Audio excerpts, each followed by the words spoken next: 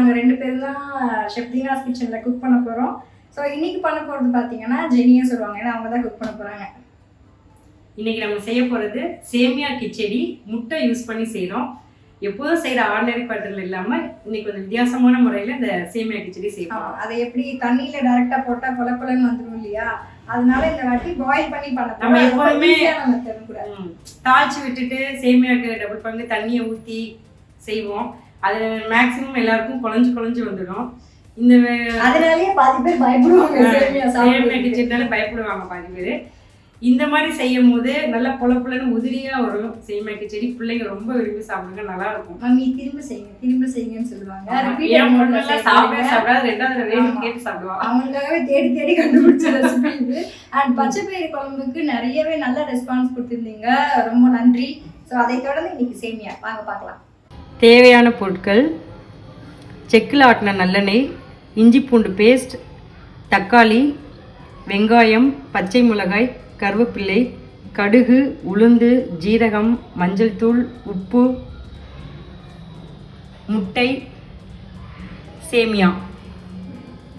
So இப்போ சேமியாவெல்லாம் இந்த இதில் ஊற வைக்க போகிறோம். 3 பாக்கெட் சேமியாவும் ஊற வைக்கணும்ல. ஸோ 3 பாக்கெட் எத்தனை பேருக்கு? நம்ம எத்தனை பேருக்கு போவோம்? 7-8 பேருக்கு செய்கிறோம் நாங்கள் இன்னைக்கு. இந்த 3 பாக்கெட்டையும் நம்ம அதில் தண்ணியில் நல்லா போட்டு ஊற வைக்கிறோம். 5 மினிட்ஸ் 5 மினிட்ஸ்க்கு ஊற வைக்கணும்.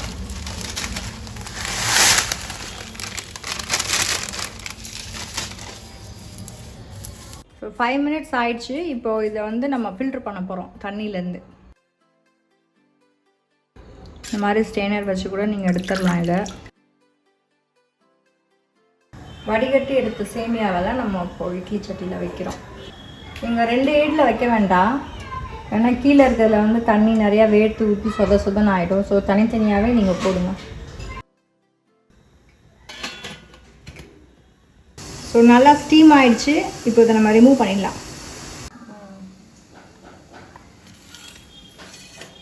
அப்படியே லைட்டாக உதுத்து விடுங்க எல்லாத்தையும், ஒன்று மேலே ஒன்று ஒட்டாமல்.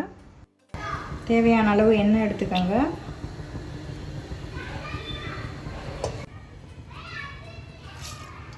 கொஞ்சம் கடுகு, உளுந்தம்பருப்பு,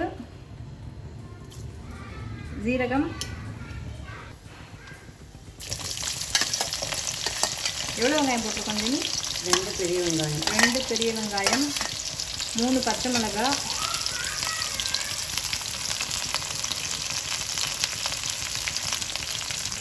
கொஞ்சம் கருவேப்பிலை.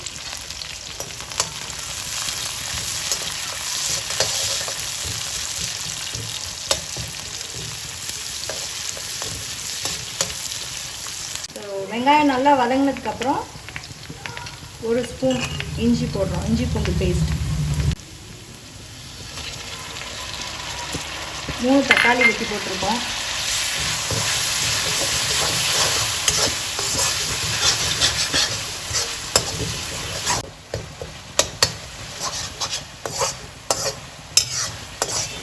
நல்லா வதக்கின பிறகு கொஞ்சமாக மஞ்சள் தூள் ஆட் பண்ணுறோம்.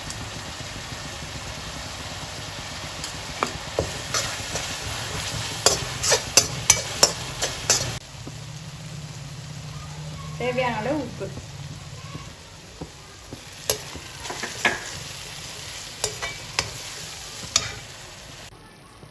இப்போ நல்லா வதக்கினதுக்கப்புறம் ஒரு 100 ml தண்ணி இதில் ஆட் பண்ணுறோம்.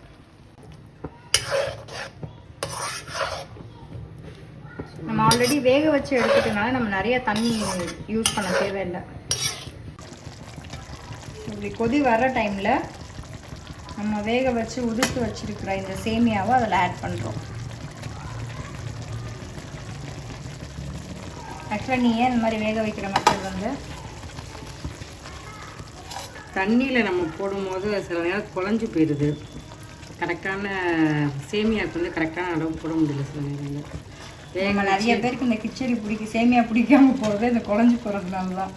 மேபி அந்த இது உங்களுக்கு யூஸ்ஃபுல்லாக இருக்கும்னு நினைக்கிறேன், இந்த மாதிரி பாயில் பண்ணுறவங்களுக்கு.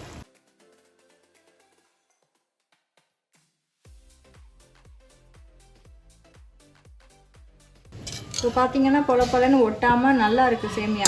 இதை சிம்மில் வச்சுட்டே நீங்கள் அப்படியே பொறுமையாக கிளறி விடுங்க. இப்போ பார்த்தீங்களா எப்படி நல்லா பொலன்னு சூப்பராக வந்திருக்குல்ல, ஒன்றோட ஒன்று ஒட்டாமல்.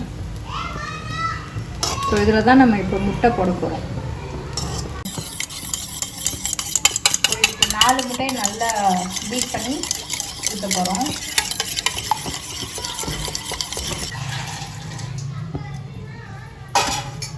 ஸோ முட்டை ஊற்றுறதுக்கு கொஞ்சமாக எண்ணெய்,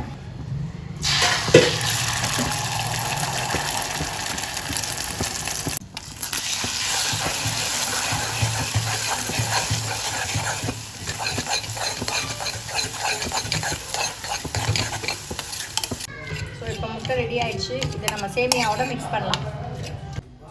இப்போ ஃபைனலாக முட்டையை அப்படியே அதிலே போட்டு மிக்ஸ் பண்ண போகிறோம். இப்போ ஃபைனலாக முட்டையை போட்டுட்டு நல்லா மிக்ஸ் பண்ணுங்கள். முட்டை உங்களுடைய சாய்ஸ், உங்களுக்கு வேணும்னா இன்னும் கொஞ்சம் கூட நிறையா போட்டுக்கலாம். கண்டிப்பாக உங்கள் கிட்ஸ்க்கெல்லாம் ரொம்ப பிடிக்கும்.